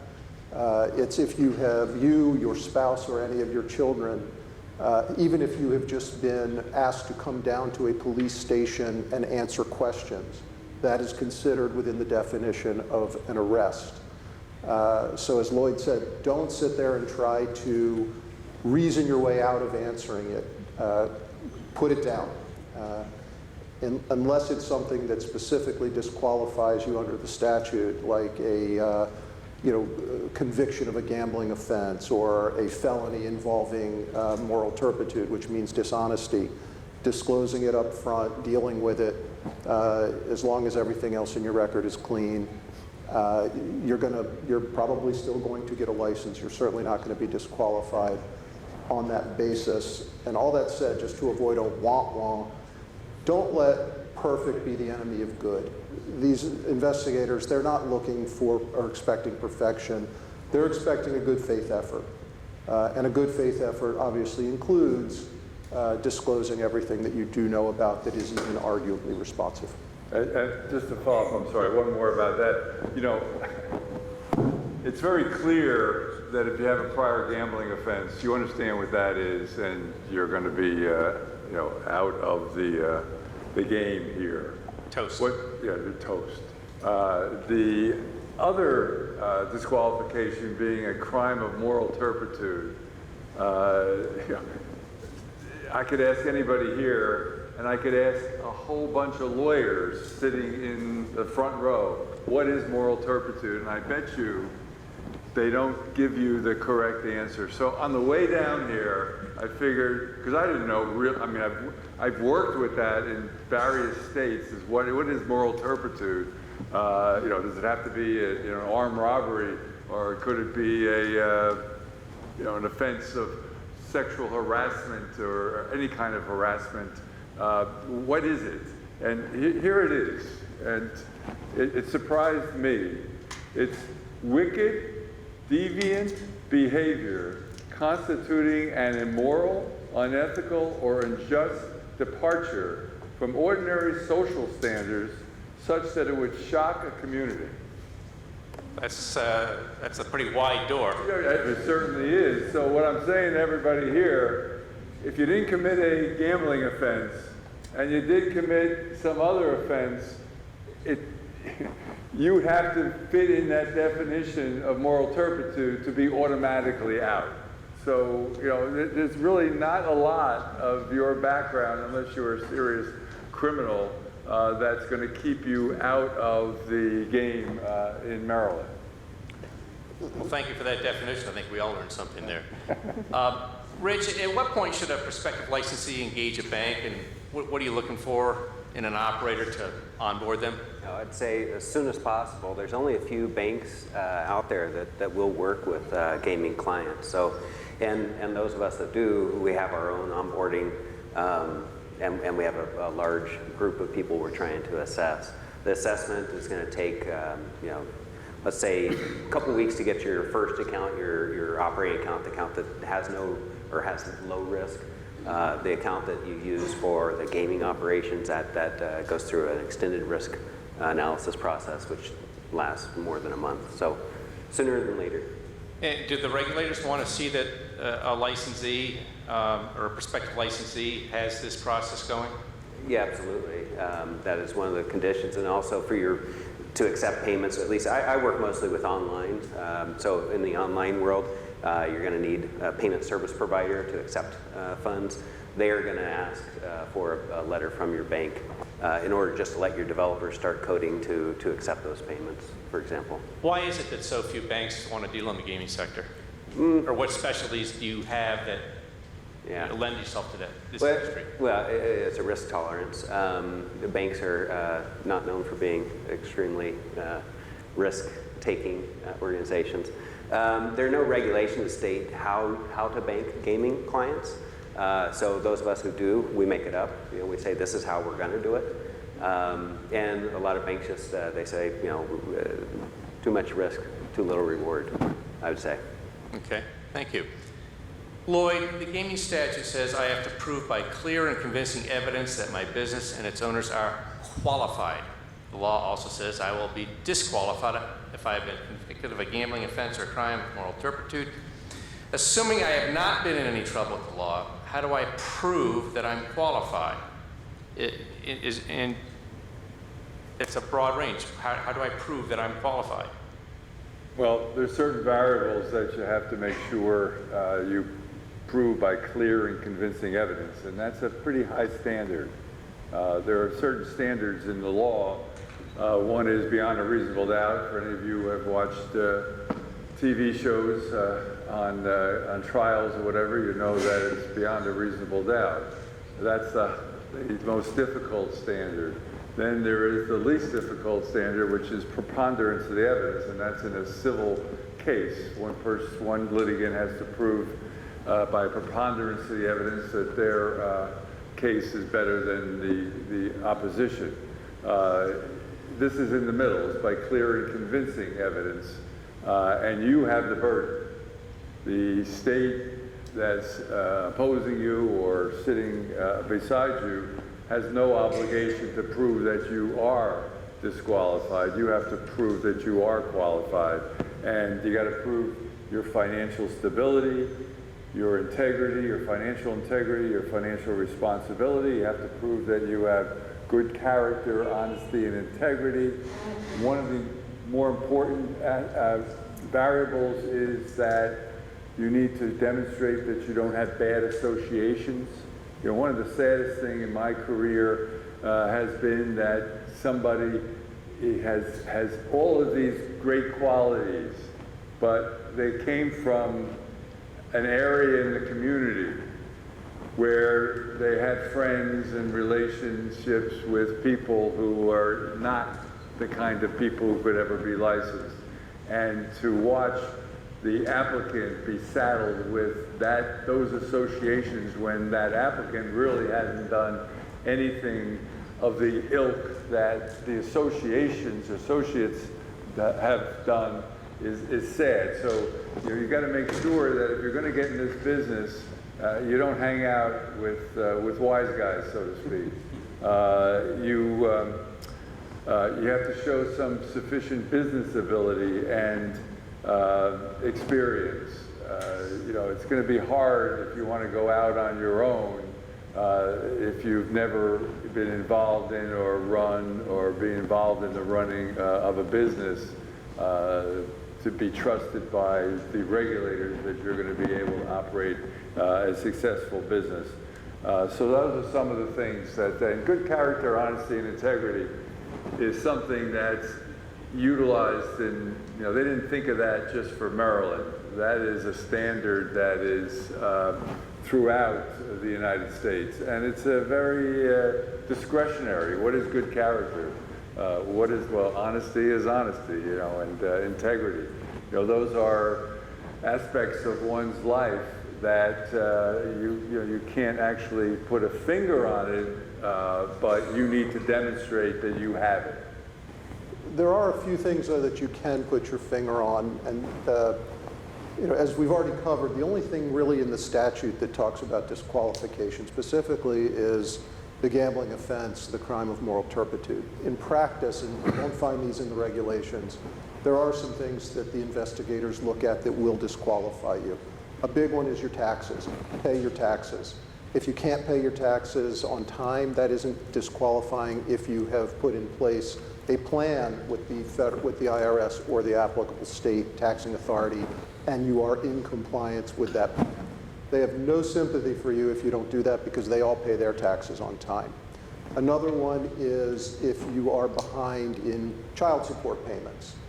That's a big one. That can disqualify you. Being behind on your student loan payments. Of course, right now there's a moratorium, but if you can pay them and you're not paying them, that's a problem. Another one that we've seen in the past that is sort of a de facto automatic disqualifier is if you have a pattern of driving under the influence infractions.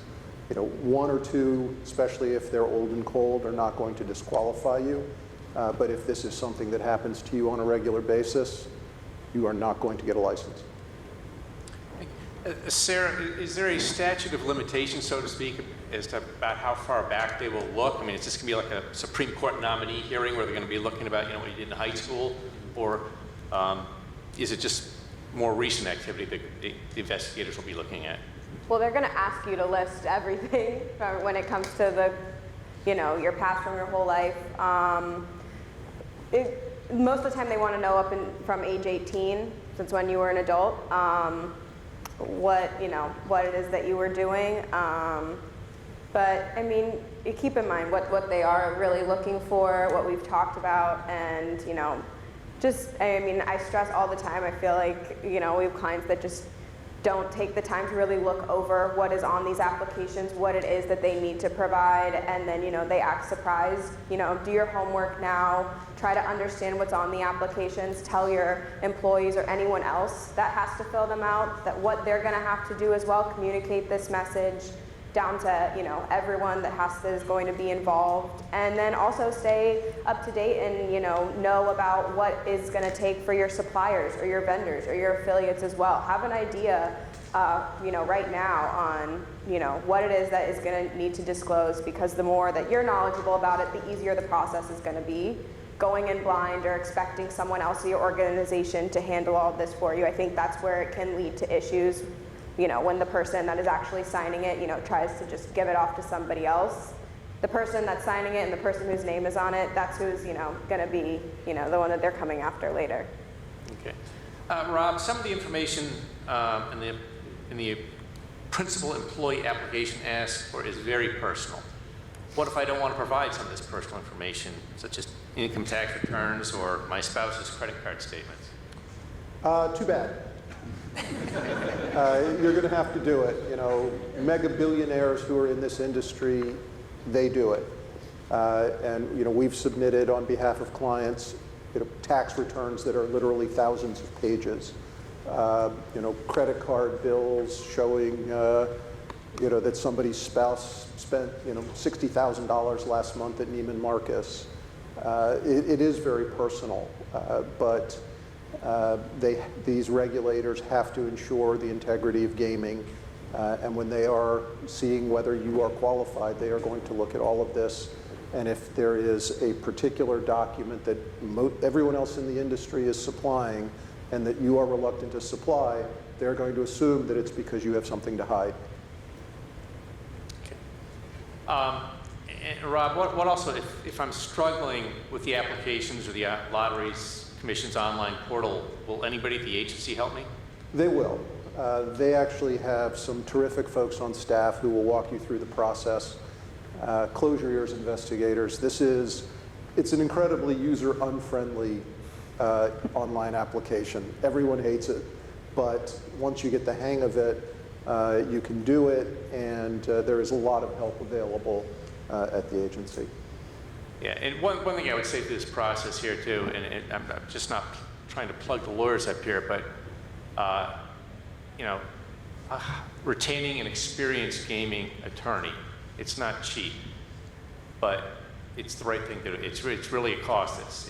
They didn't talk about the cost in the first panel because it wasn't directly related, because the sportsbook wouldn't be up and running then, but it really is money well spent. Sarah, what can businesses do now to successfully navigate the application process? Or actually, Richard, I'm going to ask you, from a banking perspective, what can businesses do now to successfully navigate the application process? Yeah, I'd support your notion that getting a good legal counsel is one of the first things you should do. We need that as part of our application process. I guess we're not really talking about it, but banks have their own application process, which sits outside of whatever Maryland or New Jersey or whatever state you want to talk about. They're going to set up their own application process. Banks report to a different entity, so we have our own boarding process. So the legal firms are absolutely required. Compliance is kind of the name of the game in our world. Finding somebody that understands how to set up good AML programs and BSA and all the other. Can you explain what BSA and AML are? BSA is Bank Secrecy Act. AML is anti-money laundering. And so these are just two of probably 7 different things that we look at specifically for the application process, ensuring that you have policies and programs in place to prevent these activities. Yeah. Is the banking application process also a proctological exam like the gaming licensing process is? Yeah, I think that's a fair way of putting it. Yeah, there's nothing that Maryland's asking for that we don't ask for. It's nice to have to know that these regulated industries, they're asking those questions. That way, I'm not the first person asking for all those details, but we do ask for them, and we do our background. We run background checks to see what your history is and whatnot. I have had to disqualify applicants on the basis of crimes. Is this a parallel process with the gaming licenses, or should they start earlier or after the gaming license process has started? I would say you need a bank before the license, so that you can start setting yourself up, so you can start paying your lawyers, so you can get ready for that license. Okay. So Start borrowing a lot of money. we should note, though, that within the SWARC, there is something called the SWAF, the Sports Wagering Assistance Fund, that if you qualify will reimburse you for up to $10,000 of legal fees. It's very good to know. Thank you for pointing that out, Rob. Sarah, some of the regulations seem like overkill for a sports bar with a few self-service betting kiosks and a small bar or restaurant. Do I really have to follow all of those regulations?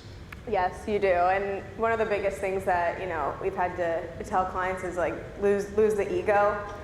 No one is bigger than the applications or the licensing process. Or, I'll have someone be like, well, they're not really involved, so maybe we can just leave them out.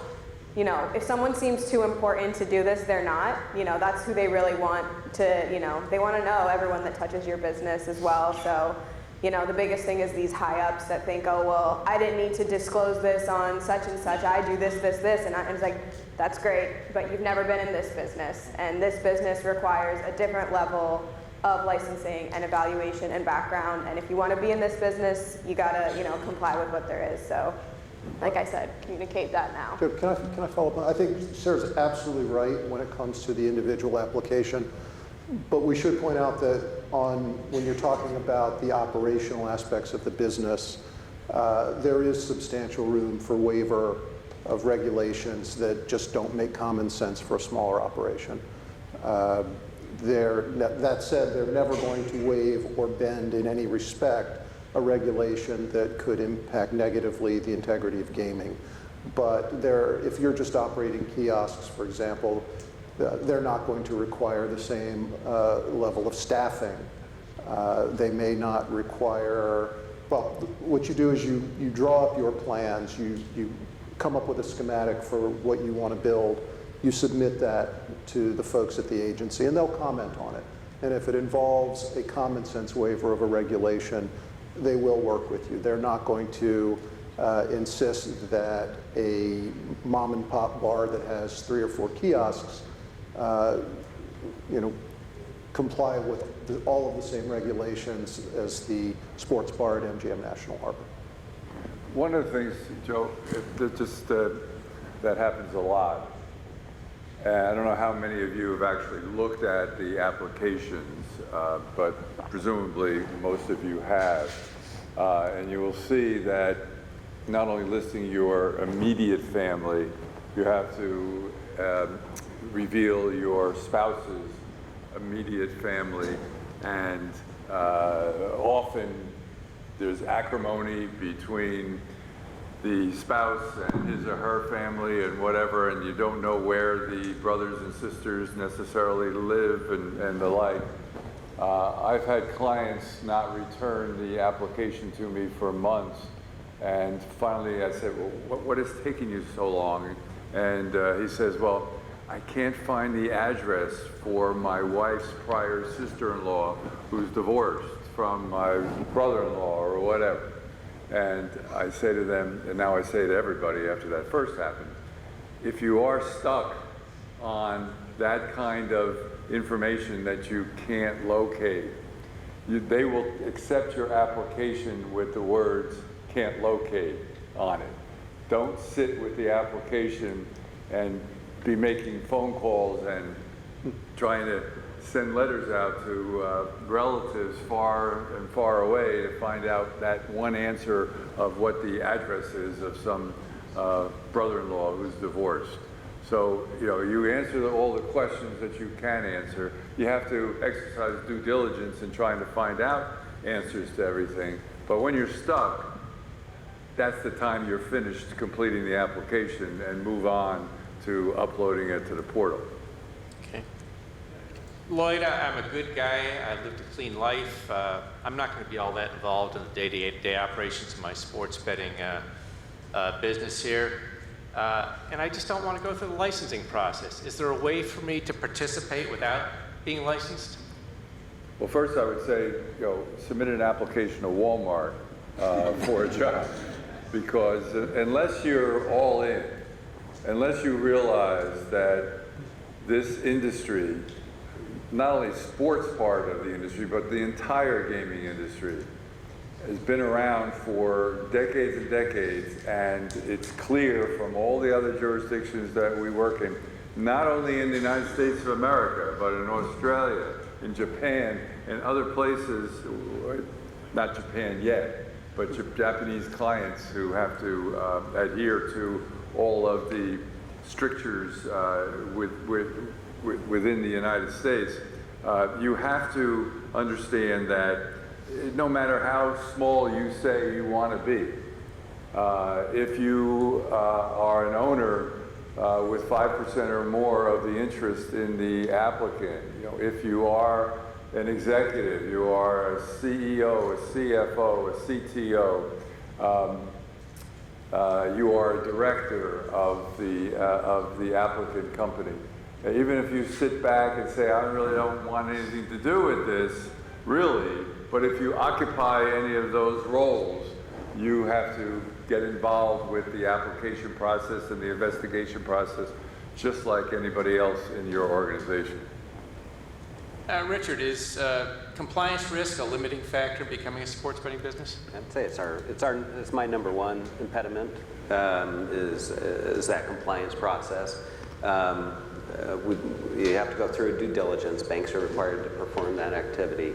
And part of that due diligence is evaluating your compliance documentation, understanding, do you have the policies and procedures in place to safely provide these services to the end customers. Potentially talking about a lot of small businesses where the word compliance is not exactly a daily concept for them. So how do they ensure they can get up to speed and satisfy your organization? Like everything else, probably also not a lawyer, so you got to hire that expertise. For the most part, there are compliance firms that specialize in providing those types of documentation.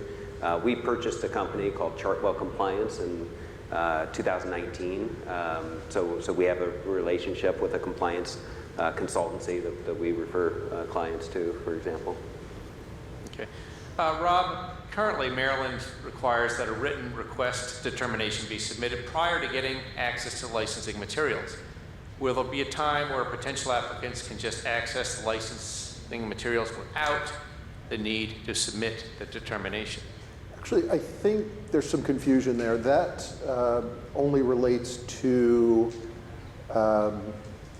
vendors right now in the sports wagering industry, because the investigators up front want to make sure that if you're providing goods or services to a sports wagering operator or facility, that you're applying for the right kind of license, that you're not sneaking in as a vendor of non-gaming services if you're actually providing the guts of the gaming equipment. It's a simple 8-question questionnaire. You fill it out yourself and submit it. But in terms of the applications, once there is an application from the SWARC, which isn't out yet, I'm fairly certain that that will be readily available on their website. And the background investigation applications are currently on the Lottery Commission's website at mdgaming.com. And those are available to the public. You can look at them. You can start filling them out by hand. You just can't yet input them into the online portal. And I'll ask any of you, does the lottery plan to publish an up-to-date listing of licensed entities in each category and when the licenses expire? Anybody know that? They do. They do. Okay. They do. They do it separately for vendors, for casinos, for sports wagering operators, and also for contractors on that same website. Okay. Sarah, what % of ownership is relevant for license application disclosure? 5%, which sounds pretty low, but that's what it is, and it's actually pretty on par with what a lot of other states are doing as well. So, like I said, contact all those people now, because they're going to claim that they're too far attenuated from your business to have to fill out the application. So I would just let them know now, because the last thing you want to do is have some 5.5% owner be holding you up in this process, and it happens far too often that those are the individuals that end up holding someone off, and they'll just not wanting to or pushing back on having to fill out the application. The law is the law, so let them know now. But to follow up on that, that's the requirement that you have to, if you own 5% or more, you have to file an application. But what is not necessarily known by everyone is that if you have an owner that owns 1%, and that 1% owner becomes known to the investigators, which certainly it can be easily done, and that 1% owner's got a problem, the fact that they only require applications from 5% or more owners to begin with does not prevent the investigators from investigating anyone that owns any amount of ownership interest in your company. So although a lot of companies have owners that have 4.99%, and they think that's wonderful because it gets them out of having to file an application from the get-go, it doesn't necessarily mean that that 4.99% owner will be totally ignored by the investigators. What if I'm already licensed or qualified in Virginia or West Virginia or Pennsylvania? Can Maryland waive that? Is there any use of the multi-jurisdictional personal history disclosure form here? Rob? Maryland can, and in sports wagering, they have been using what they refer to as alternative licensing standards. There's a list of 16 states that the Maryland regulator has determined investigates as robustly as they do. And if you hold a similar license in 3 or more of those states, then Maryland may, but is not required, to recognize that and waive requirements for licensing here. What about institutional waivers? I'm sorry, is there a waiver for institutional investors? Anyone else want to take that one? I've talked enough. Well,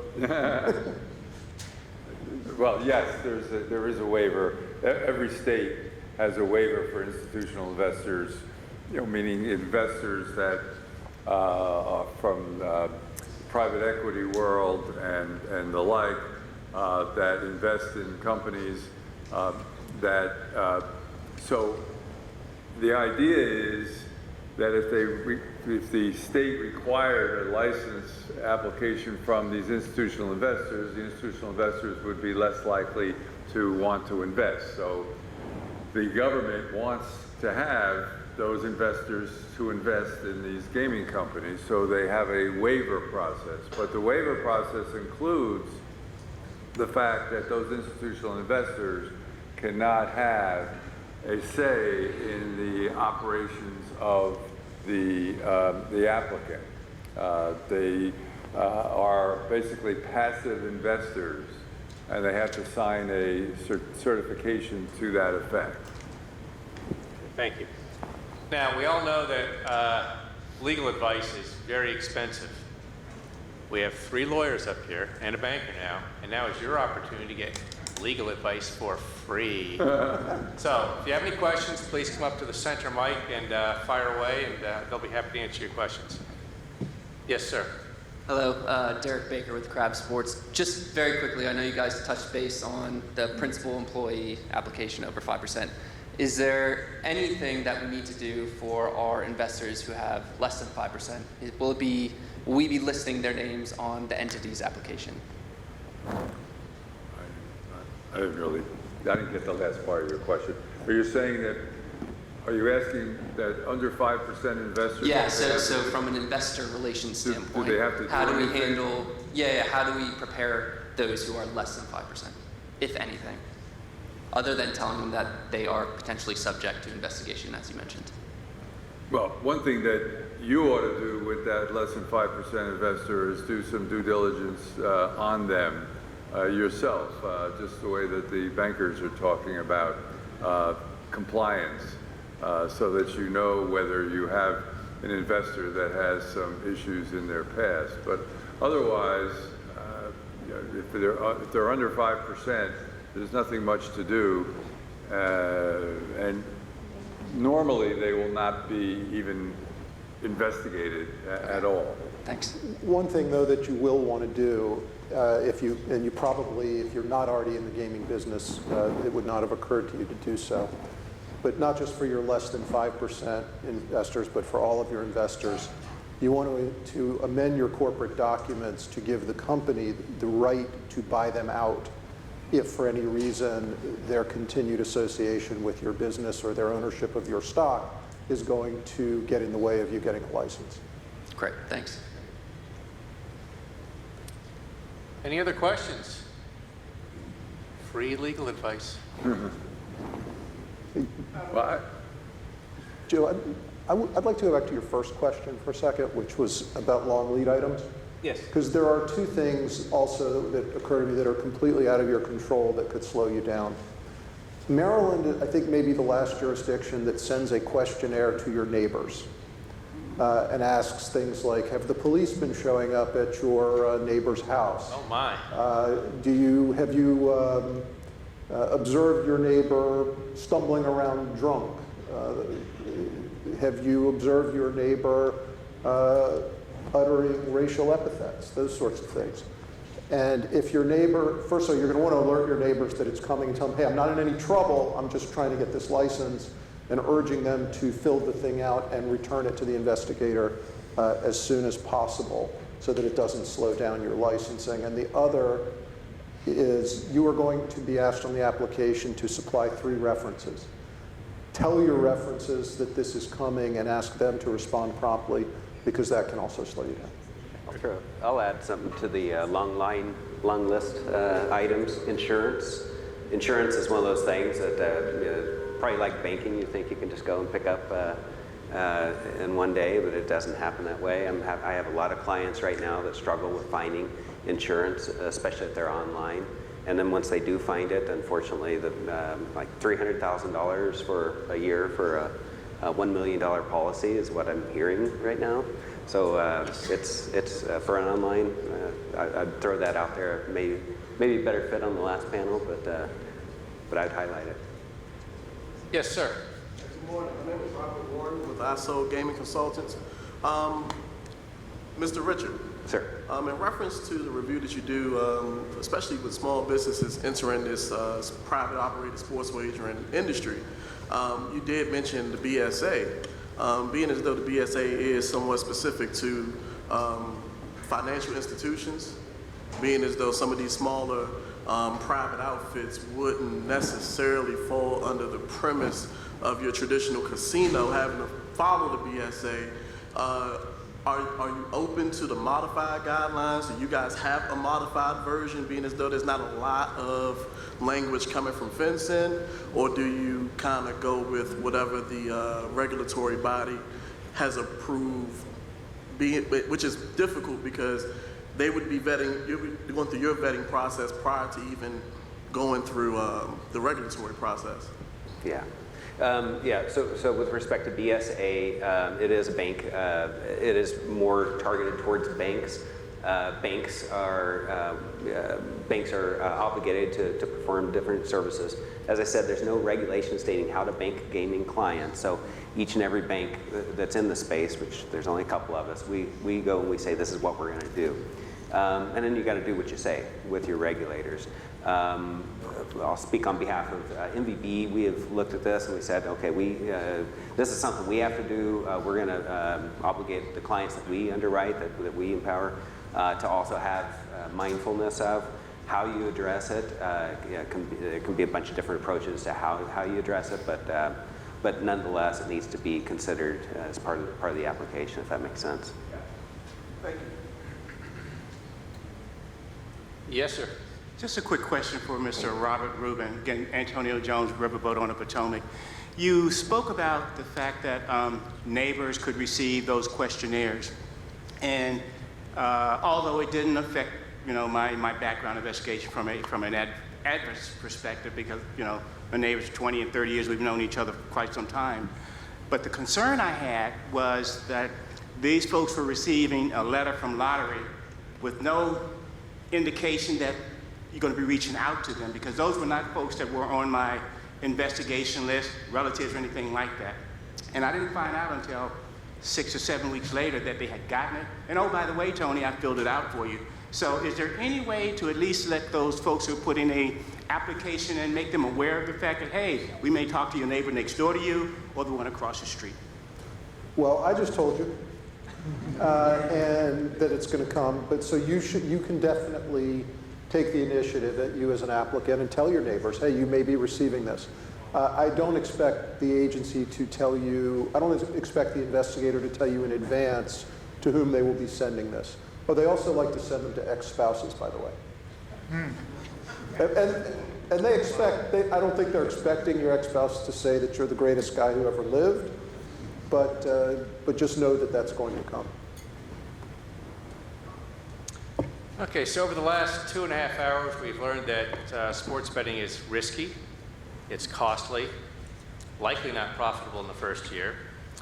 There's an invasive licensing process, and your neighbors will be probed about your private behavior. Who's ready? Please join me in thanking this outstanding panel, and we'll have concluding remarks.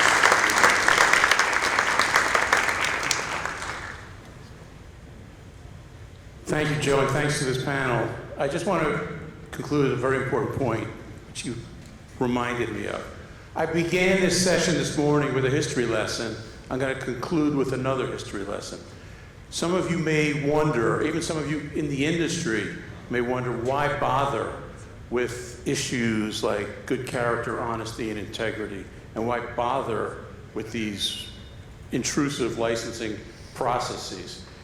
The history lesson is that this industry 40 plus years ago was not viewed the way this industry is viewed today.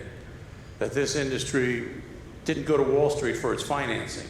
It went to the Teamster Central States Pension Fund and Jimmy Hoffa for its financing.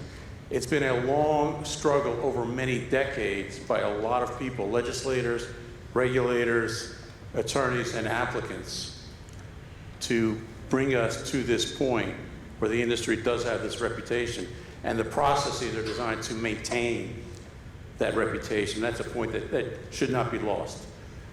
And again, I just want to thank everyone. I want to thank Taft Law Firm and SWARC and the Maryland Lottery and everyone for a great event. This will be on tape, so tell anyone who wasn't here that they can catch up on this later. Thank you.